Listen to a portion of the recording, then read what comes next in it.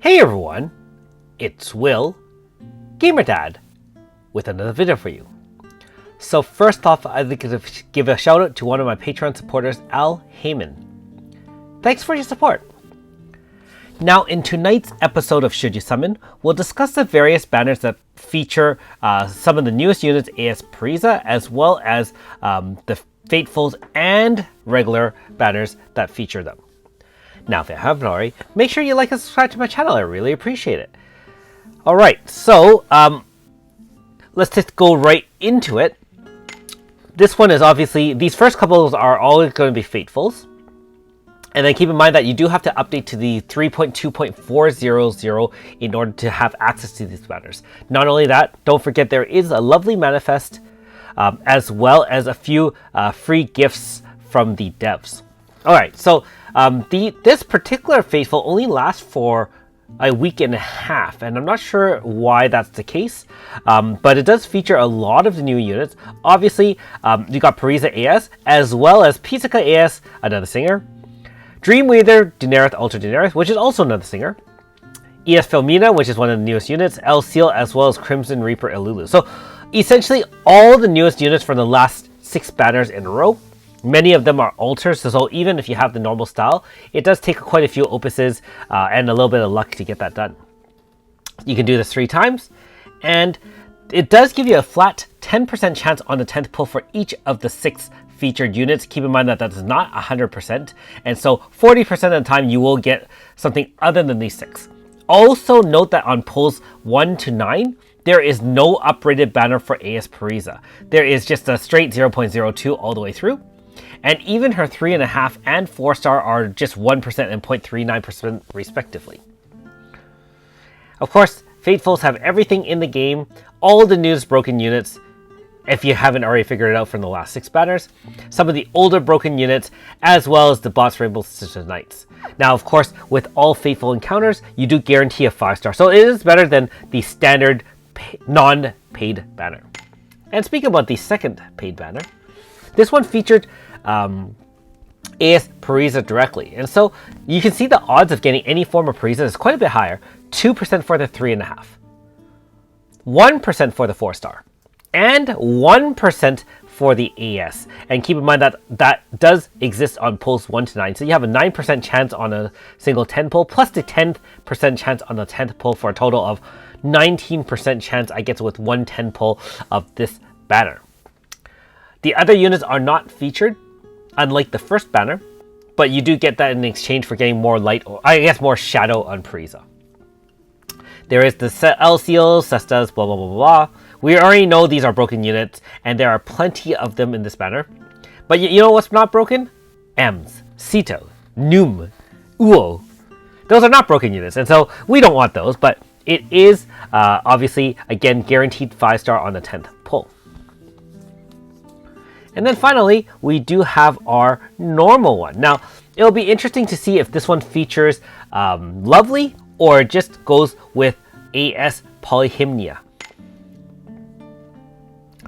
And Lovely is featured here, so 2% and 1% respectively for the 3.5 and 4-star for Parisa, 1% flat chance all the way through on singles if you're in the Church of Single Pulls, or a 10 pull, you'll have 1% each pull, no upgraded on the 10th pull.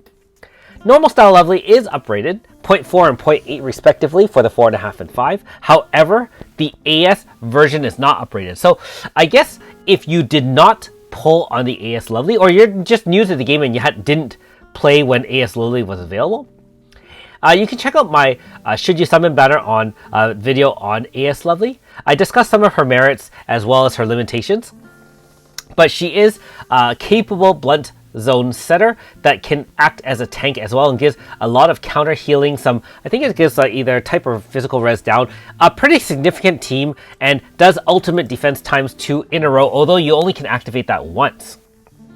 Free banners don't have all the newest unit. I don't think El Seal's in here, as you can clearly see. The newest unit would be Cesta.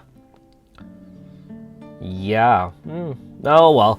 And obviously Ultra Daenerys will also not be in here as well. I actually thought El Seal was a little bit older, but yo, she should. I'm surprised she's not in here actually. Let's take a look again. Because she has been out for a while, has she not?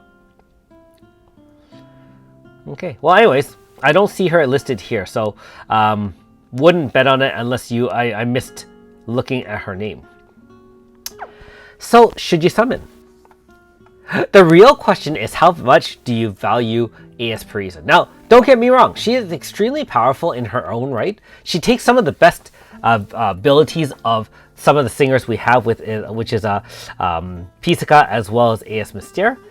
And she also does more damage than AS Pizzica's singing. Keep in mind that her singing for AS Parisa, not only the activation, not only does attack, which can also power an int bonus up to 70% for your entire party, especially if you have a fire team. That attack can also do a ton of damage, and it can, right after doing the preemptive attack, it'll then sing right away, which will give, again, depending on your team and whether or not it's all made by fire, can give boost of speed up to 100% capped speed boost. And keep in mind, you already did power and int 70%. And the song is oratorial combined with her other damage one, which is Rhapsody Aria. Minus 50% damage on your team, plus 100% damage. So double damage on all party members. This stacks with break, it stacks with crit damage up, it stacks with everything. Obviously, we can't have two singers, so I don't think you can get plus 100% damage separately, because this is not weapon damage. I believe this is just damage straight. So you can stack them with other buffs or stack them with other debuffs on the enemy. And on top of that singing, you'll also have the end of turn attack, which does a significant amount of damage, can apply physical res down up to 40%, and restore HP and restore MP. So you get all the benefits of the singing with very few of the downsides to it. Keep in mind that this does not remove status, but that's what Tetra is for. And if you have a fire team, you could use Tetra with Minolka, or Tetra with anybody if you have Tetra. If you don't have Tetra, obviously you'll find a way to prevent AS Parisa from getting any sort of incapacitating statuses, which will stop her singing. Now, as awesome as she is on paper, and she does sound really, really good, and I do look forward to side grading her myself, AS Parisa is just a 4-star upgrade. What I mean by that is, other examples would be like, AS Sora, AS Akane, there's a few other ones out there. I mean, you know what I mean by 4-star upgrades. They do not have a normal style 5-star. They only have a 4-star, and then they have their AS. And in that sense, you're getting very little value. First of all, the banner only gives you 1% up rate for the 5-star AS. But not only that, everyone has Parisa. Like, as if you've done 1 or 2 10 pulls in starting the game, you'll have a Parisa generally right off the bat. And so I always find these very, very difficult to justify spending stones on. It's not like most of us have tons and tons of stones anyways, because if you've been summoning all the way through, whether or not you're newer to the game or you're a mature account like myself, it's going to be hard to stock up on stones. And so this is one of those banners that, honestly, everyone, gotta pass unless you really don't want to grind out any treaty scenes. And I know there are some of you out there who don't want to grind, and if that's the case, that is your choice to spend stones, paid or free, on the banner. I mean, after all, she is pretty cute. She's lost that earthiness of her kind of 4-star, kind of like that kind of, and she's really shining and looking very pretty and all. But I mean, waifu aside, not much value going on with the stones. So at least that's the Gamer Dad's opinion. You can let me know if you summoned for it anyways, or if you're doing Faithfuls or using your Heaven subscription to ticket and they're due, for example, because I know everyone's are due at different times per month. Hey, not bad for a try that way. Wouldn't do it because next week should be the main story update. It's going to be tons of stuff. There's going to be a new character that has a buddy, and we do pull for the buddy and not the unit, even if the unit is great. So, something to keep in mind with saving. If you are newer to the game, you may not know the power of some of the gacha units with their sidekicks or buddies. They are pretty broken. I'm not sure how well this one's going to be, but I never pass up the opportunity to try for a buddy or sidekick if I have the chance.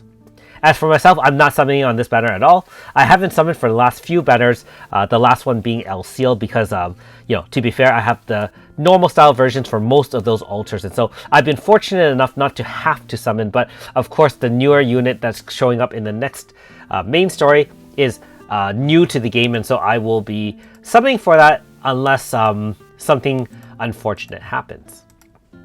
However, for all you who are summoning, good luck in the summon. I hope you hit huge, I hope you hit often, and most importantly, remember that gacha's gonna gacha. If you don't make it this time, you'll get them next time. Anyways, back to grinding out some XP for normal style Lovely's Manifest to earn 100 stones and hopefully not have too much difficulty beating this one down. Thanks for watching. We'll see you next time.